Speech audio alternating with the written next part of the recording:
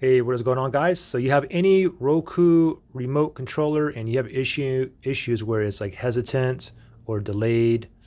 For example, if you go ahead and move to the right, it doesn't move to the right away. It takes like 2, 3, even 4 seconds sometimes.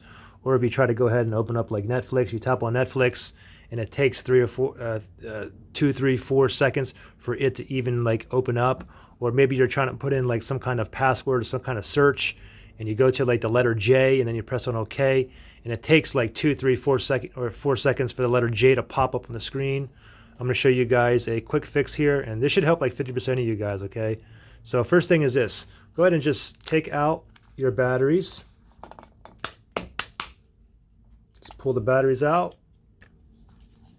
And then once you have the batteries back out, what I want you to do, no batteries here, I want you to press every single button on here multiple times and kind of hard, okay? Give it like nice pressure on here. Every single button, every arrow on there. We're gonna go all the way down. Doesn't matter what Roku TV remote you have, okay?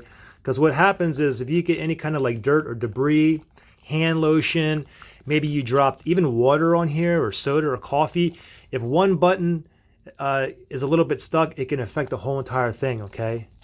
So let's keep on pressing all these buttons on here. Just kind of go kind of crazy. Give it a couple of whacks. Now go ahead and put the batteries back in, and then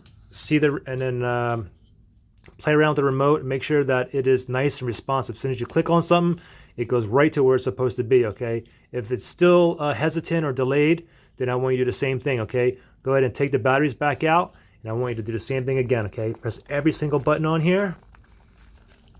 Kind of crazy all over. Get all the buttons all nice and loose. Give it a couple of whacks.